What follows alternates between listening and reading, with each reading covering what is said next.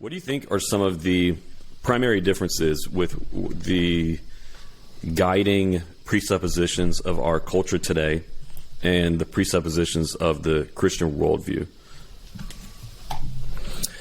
Guiding presuppositions of our culture today and presuppositions of the Christian worldview. Well, I think we did talk about one a moment ago there, and I think it's probably one that's come under special attack in our time, which is the givenness of creation.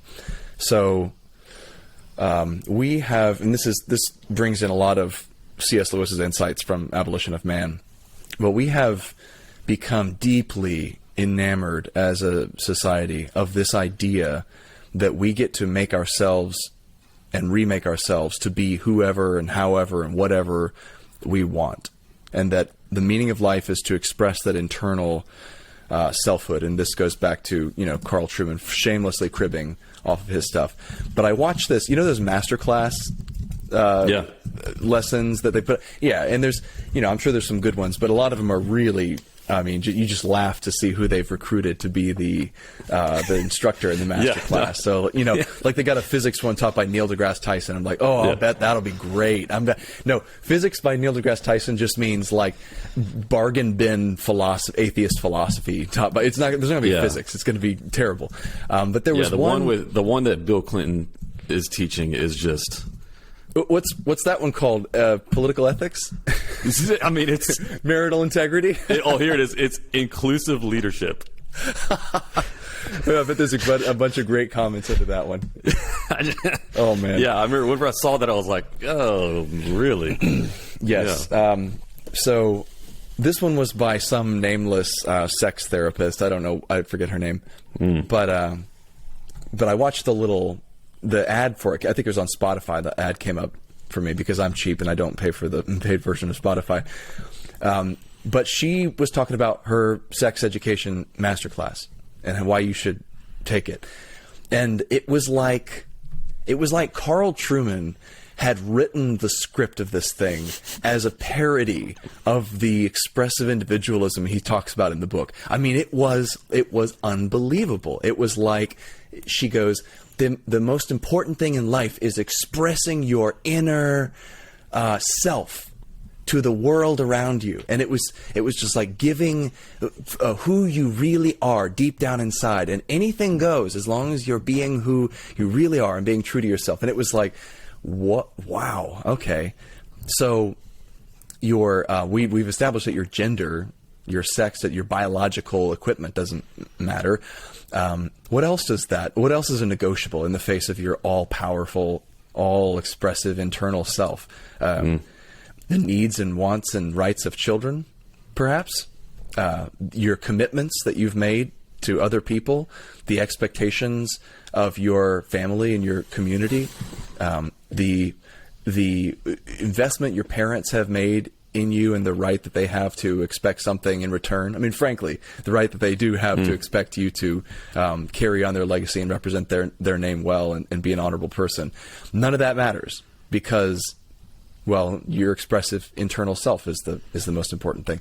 That's one of the dominant, if not the dominant, assumptions right now. Yeah. Everything sort of revolves around that. To be a Christian, I think right now, and I've talked about this before in various ways, but to be a Christian right now, I think means a lot more than just preaching the gospel of redemption in supernatural terms. So to say, the death, burial, and resurrection of Christ.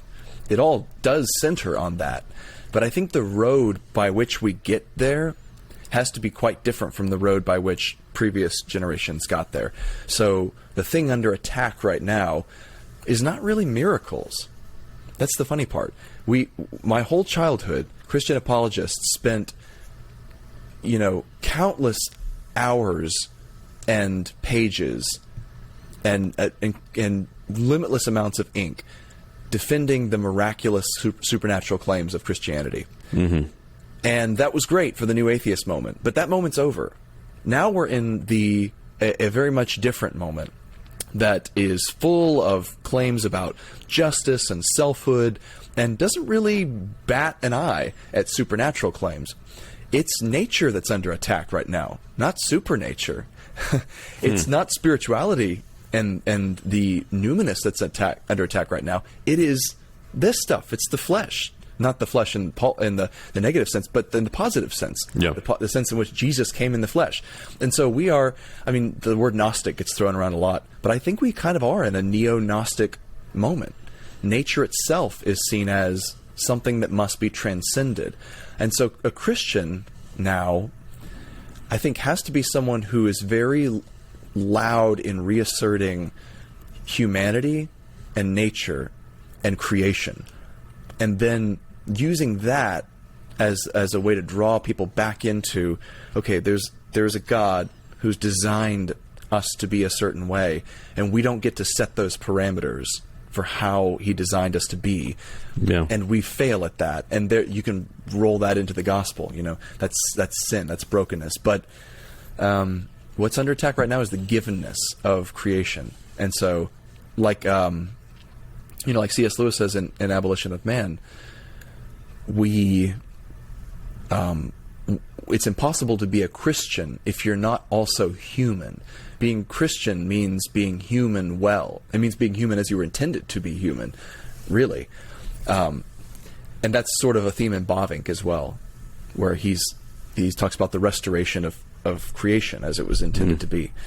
And that's under attack in so many ways. And we could sit here for hours and talk about the ways in which it's under attack. So I think that's a really, really dominant theme, and it's the one on my mind a great deal lately. We could, go into others, but that's the one I continually come back to, and I'm continually reminded of, because doggone it, the script about being your expressive self and being true to what you find within is just everywhere, and it's like very non-physical, very almost supernatural.